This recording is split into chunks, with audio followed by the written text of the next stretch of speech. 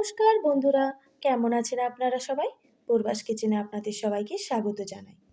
আজকে বৃহস্পতিবার, আর এই প্রতি বৃহস্পতিবারই আমাদের কিন্তু নিরামিষ রান্না হয়েই থাকে। আর দুপুরের মেনুতে কি কি ছিল সেটাই আমি আপনাদের একটু দেখানোর চেষ্টা করছি। দুপুরের মেনুতে আজ গরম গরম ভাত, তার সঙ্গে মুগের ডাল আর বেগুন ভাজা, আর এইদিকে ছিল লাউয়ের খোসা ভাজা। লাউয়ের খোসা ভাজা কিন্তু শরীরের জন্য খুবই উপকারী। আর এই দিকে ছিল বিনস আলুর নিরামিষ পোস্ত, ঝরঝরে পোস্ত। আজকে বিনস আলুর পোস্ত রেসিপিটা আপনাদের সঙ্গে শেয়ার করব। আর এই রেসিপিটা ভাত কিংবা রুটির সঙ্গে দুর্দান্ত লাগে।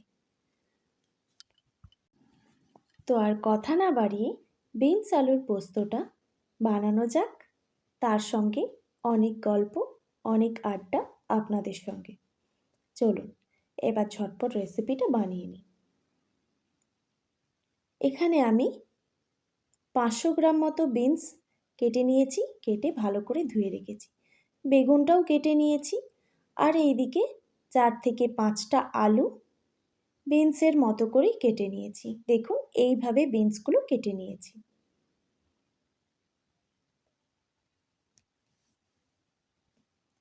সবার প্রথমে আমি ভাতটা আগে বসিয়ে দিই। এখন বেলা বাজে 11টা। ভাতটা হতে টাইম লাগে, সেজন্য আমি সবার প্রথমে ভাতটাই বসিয়ে দিলাম। তারপর এই দিকের গ্যাসে একটা কড়াই বসিয়ে দিচ্ছি। কড়াইতে বেশ কিছুটা জল দিয়ে বসিয়ে দিলাম।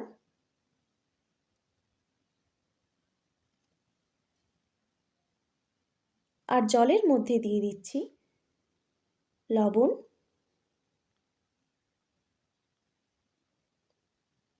আর হাফ টেবিল চামচের মতো হলুদের গুঁড়ো।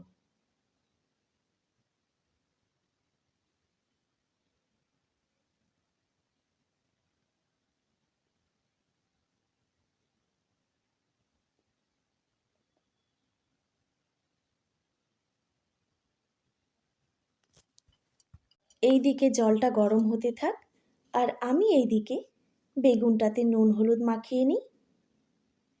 একটা বড় পাত্র নিয়ে নিয়েছি। তারপর বেগুনটা দিয়ে দিয়েছি। বেগুনের ওপর স্বাদ মতো লবণ আর হাফ টেবিল চামচের মতো হলুদের গুঁড়ো দিয়ে দিচ্ছি।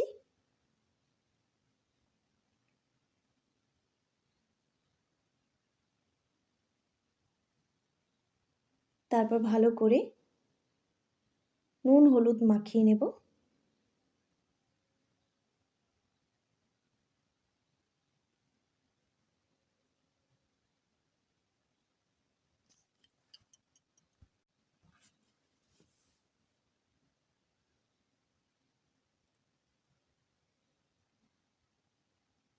এই যে আমি নুন হলুদ দিয়ে যে জলটা বসিয়েছিলাম, সেই জলটা ফুটে গেছে। এবার আমি কেটে রাখা বিনসগুলো দিয়ে দিচ্ছি। বিনসগুলো কিন্তু খুবই নরম, একটু পরেই সেদ্ধ হয়ে যাবে। একটু নাড়াচাড়া করে 2 থেকে 3 মিনিটের জন্য ঢাকা দিয়ে রেখে দিচ্ছি। আর এইদিকে আমি মুগ ডালটা মেপে নিচ্ছি।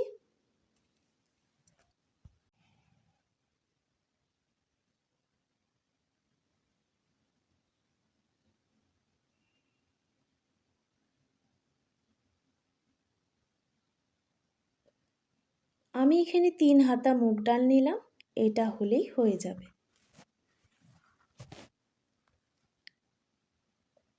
তারপর পোস্তটা বেটে নেব। একটা মিক্সিং জার নিয়ে নিয়েছি।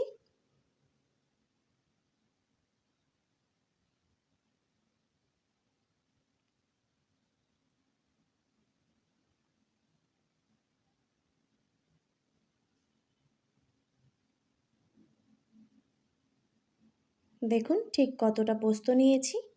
এবার বেটে নেব পোস্তটা।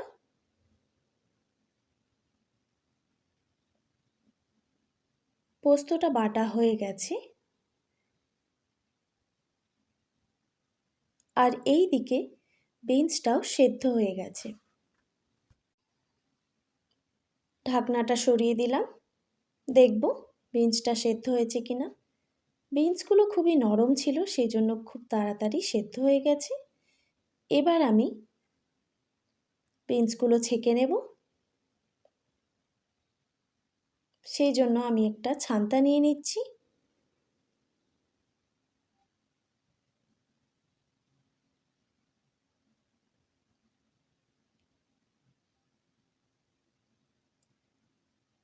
এই জলটা কিন্তু আমি এখন ফেলাবো না।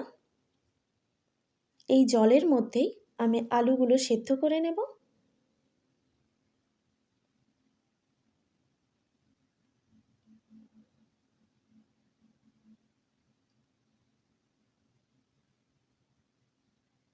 বিনসগুলো আমি একটা ছাঁকুনিতে ছেঁকে নিয়েছি।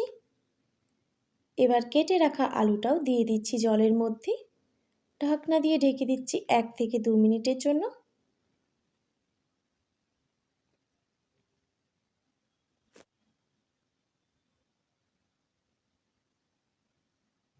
এক 2 মিনিট পর ঢাকনাটা সরিয়ে দিলাম। আলুটা সেদ্ধ হয়ে গেছে। এবার আলুটাও আমি ছেঁকে নেব।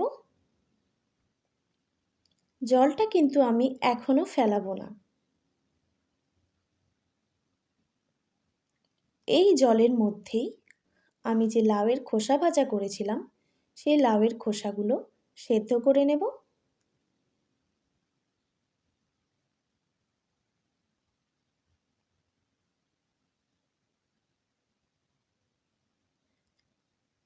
আমি লাউয়ের খোসাটা এইভাবে চৌকো চৌকো করে কেটে নিয়েছি।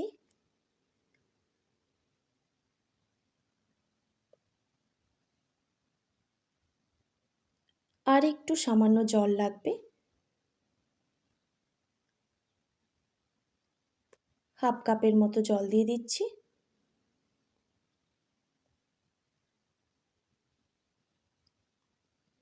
আর স্বাদ মতো নুন দিয়ে দিচ্ছি।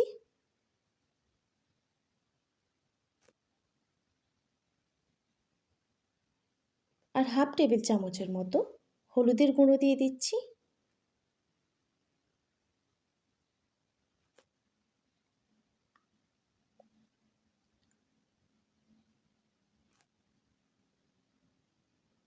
লাউয়ের খোসাটা সেদ্ধ করে নেব। আর এইদিকে আমি একটা কড়াই বসিয়ে দিয়েছি।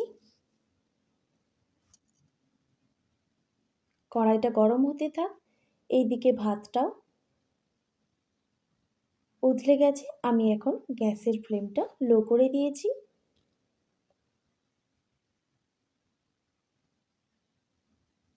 মুগের ডালটা আমি কড়াইতে ভেজে নিচ্ছি।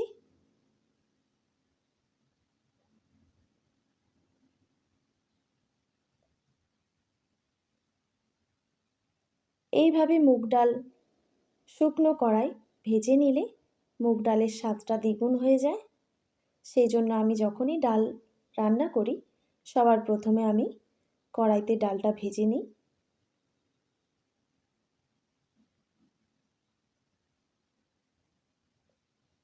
ডালটা ভাজা হয়ে গেছে, আমি এটা এবার নামিয়ে নেব।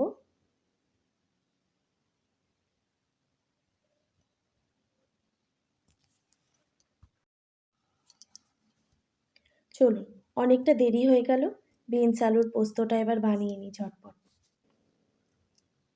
এবার কড়াইটা আমি একটা কাপড়ে করে ভালো করে মুছে নেব।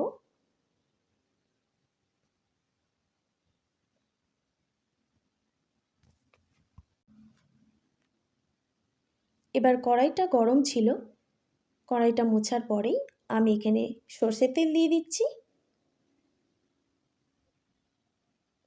আপনারা চাইলে কিন্তু যে কোনো তেলেই রান্নাটা করতে পারেন। আমার সর্ষের তেলের রান্নাটাই বেশি পছন্দ, সেই জন্য আমি সর্ষের তেল দিয়েই সব রান্নাগুলো করার চেষ্টা করি। এবার সেদ্ধ করে রাখা বিনসগুলো দিয়ে দিচ্ছি। বিনসটা আমি ভালো করে ভেজে নেব।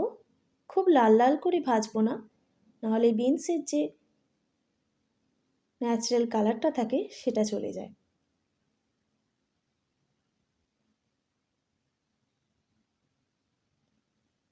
গ্যাসের ফ্লেমটা মিডিয়াম রেখে বিনসগুলো ভেজে নেব।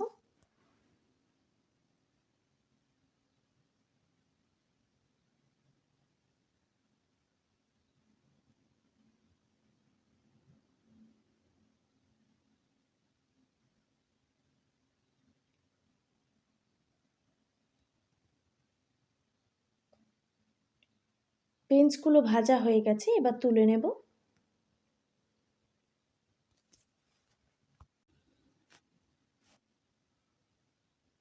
একটা পাত্রে আমি বিনসগুলো নামিয়ে নিচ্ছি।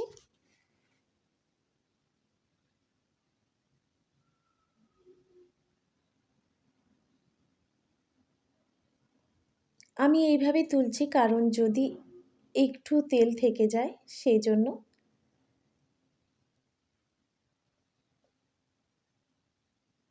তারপর ওই কড়াইতেই আবারও 1 থেকে 2 টেবিল চামচের মতো সর্ষের তেল দিয়ে দিলাম। আলুগুলো এবার ভেজে নিচ্ছি।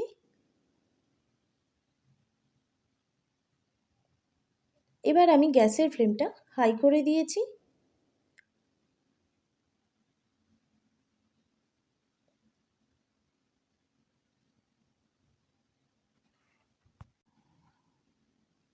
আলুগুলো ভাজা হয়ে গেছে, এবার তুলে নেব। বিনসের সঙ্গেই আমি আলুগুলো তুলে নিচ্ছি।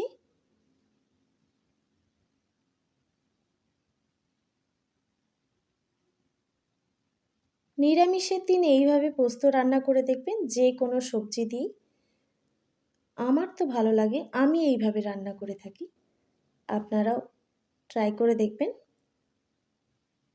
খেতে কিন্তু দারুণ লাগে।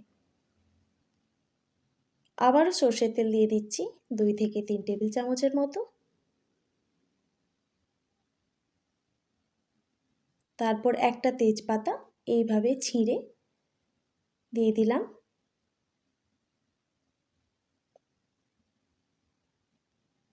তারপর হাফ টেবিল চামচের মতো কালো জিরে দিয়ে দিচ্ছি, আর হাফ টেবিল চামচের মতো 5 ফোড়ন দিয়ে দিচ্ছি। এবার 5 ফোড়ন আর কালো জিরেটা থেকে একটু হালকা সুন্দর স্মেল বেরিয়ে গেলেই আমি পোস্ত বাটাটা দিয়ে দিচ্ছি। পোস্ত বাটাটা আমি সবটা দিলাম না, কিছুটা পোস্ত রেখে দিলাম।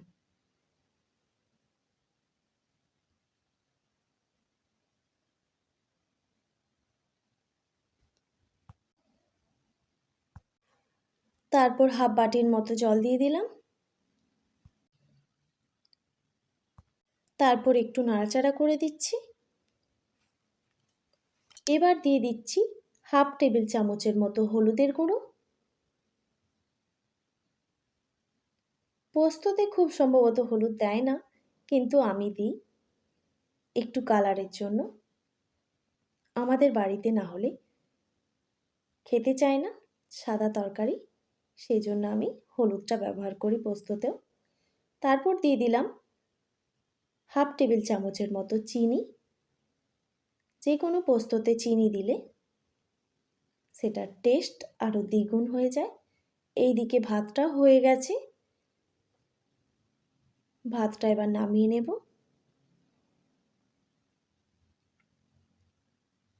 পোস্তটাও একটু ভাজা ভাজা হয়ে গেছে, খুব বেশি ভাজবো না, তাহলে পোস্তর যে গন্ধটা সেটা চলে যায়। এরপর দিয়ে দিচ্ছি বিনস আর আলুর। তারপর ভালো করে নাড়াচাড়া করে নিলাম।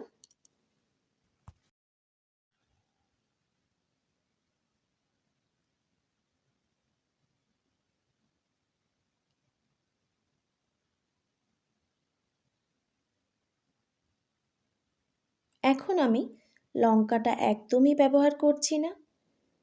অরিক একদম লঙ্কা খেতে চায় না, সেই জন্য আমি এখন লঙ্কাটা একদমই ব্যবহার করছি না। হাফ বাটির মতো জল দিয়ে দিলাম।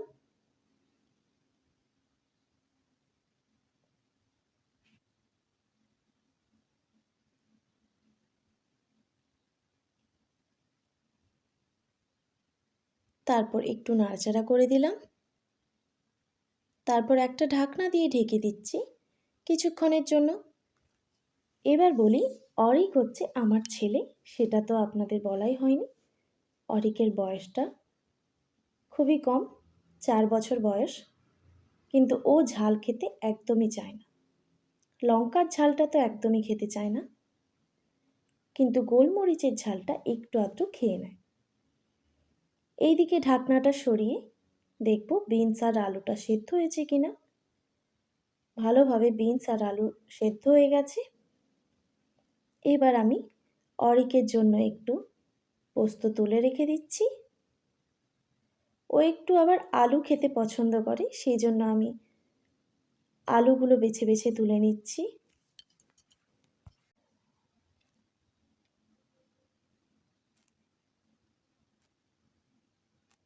একটু গ্রেভিও তুলে রেখে দিলাম। এবার আমি লঙ্কাটা অ্যাড করব। এখানে আমি 1 টেবিল চামচের মতো লঙ্কার গুঁড়ো ব্যবহার করছি। আপনারা কিন্তু ঝালটা কম বেশি করে নিতে পারেন।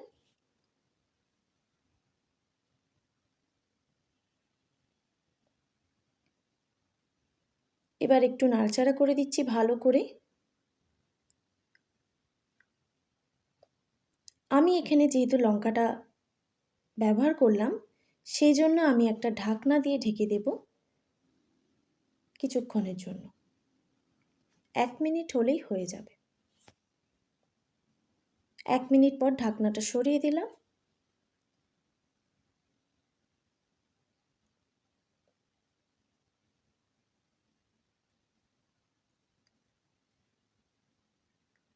দেখুন, ঝরঝরে করে বিনস আলুর পোস্ত রেডি হয়ে গেছে।